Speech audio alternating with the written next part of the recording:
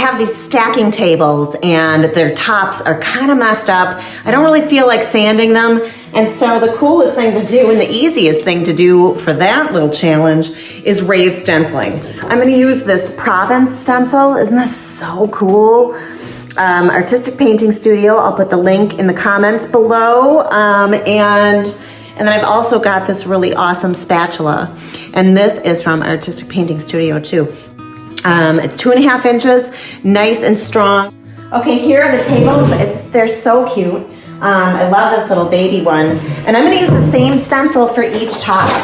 And I'm just gonna use whatever design looks the coolest.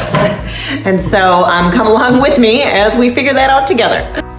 I have this 3D Stencil Fiber Paste, and this is from Redesign. You can get this right on my website, you guys. And I really love it. It's kind of like marshmallow paste. Check it out. All right, let's get to it. I'm gonna dunk my spatula in. I got a pretty good amount. You can tape these on if you want to, but this one, there's really nowhere to tape it.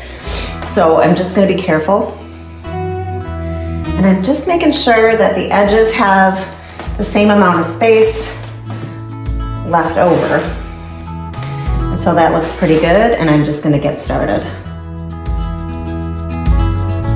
Okay, you can put it on pretty thick, but what's great with this spatula is that you can then go on the tip and then spread it nice and evenly throughout.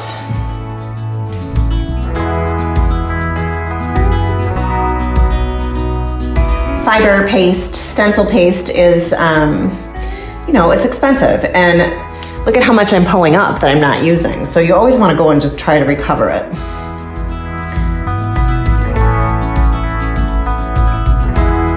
Once you get the paste down, you don't have to worry about holding it so much because it's kind of holding itself down now. I'm gonna wipe my excess off, and then I'm gonna take my edge and really carefully try to recover some of this paste. Got most of it pretty good, but there's a few areas where it's just thick yet.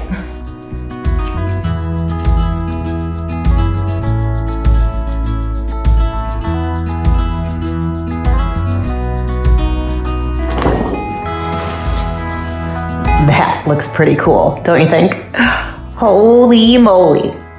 Here's the medium-sized one. I think this one's gonna be tricky because some of these stencils are popping up. See, they don't meet in those spots. So I'm gonna start up there.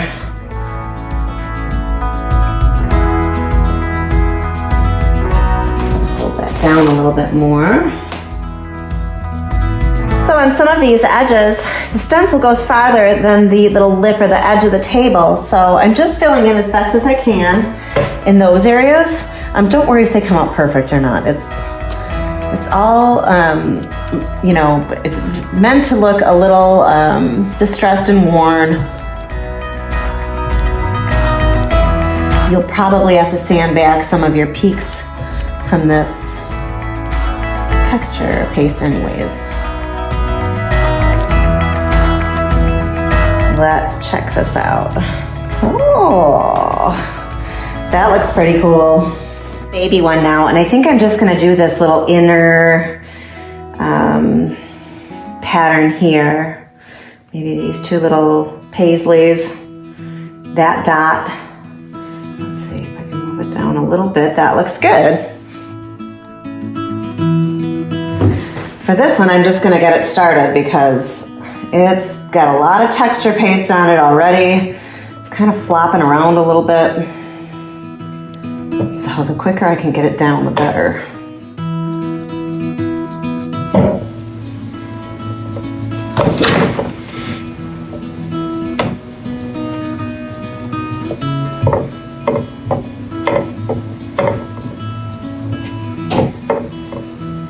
All right, let me just carefully lift this up and see what this looks like.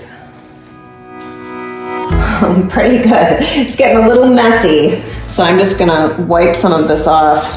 And that's my stencil. I mean, it is overloaded with texture paste right now.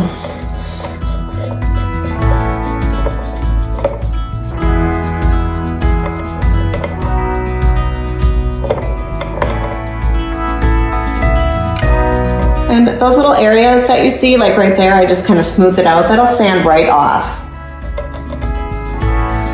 Taking some of the bigger chunks that don't belong there.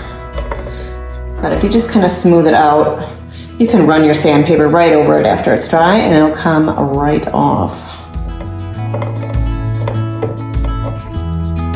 I love them all, how they all go together, but they all look a little bit different. It's so cute. I gotta let this dry now for 24 hours and I need to go wash this off my stencil before it dries. So the texture paste is dry. I'm gonna hold it up here. You can see that it's got little peaks. You see those? So I'm gonna take my sanding pad. This is a medium grit, but I've used it and used it and used it. So it's still kind of gritty, but pretty much use what you have. If you do use a brand new medium one, just be careful how much you're knocking back because you could end up pulling off some of the texture medium. And I'm gonna really, really lightly just swipe across. You can see some big chunks are coming off too. So if you pull off too much and you want it back on, just stick your stencil back on and put another coat of the texture medium, and then you gotta let it dry again. But for me, I don't care if I knock some of that stuff off. I think it'll just lend itself to the prettiness.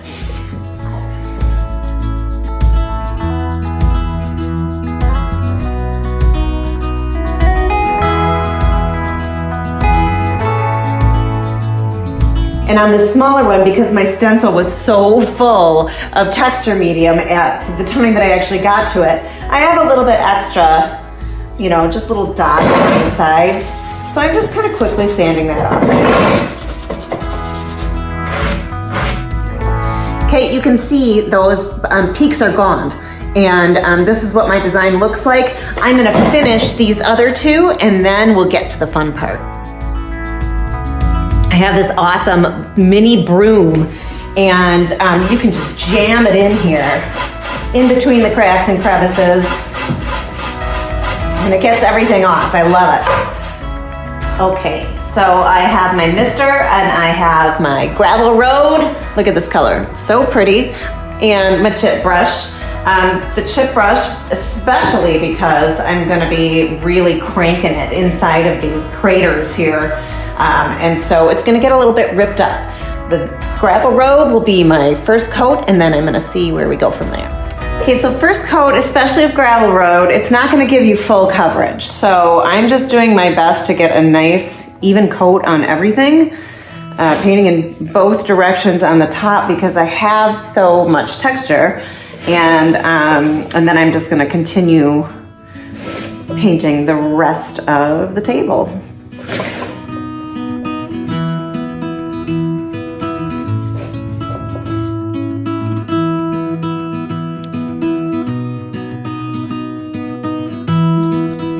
So I always do a double check to make sure I get the legs and every part of the leg because I have missed legs so many times. Full dining sets, I've brought them into the store and set them up and walk around and I'm like, oh my God, I missed a whole leg. Okay, so these aren't all the way dry, but that's okay. I'm gonna come in with the second coat. I am not gonna cover up all of the stencil paste because it's really pretty, those little pops of white. And my thought is to go and glaze after this, so it'll be really, really beautiful. I'm letting some of the original table color come through, and I'm gonna distress these a little bit too. Like I'll probably wet distress them.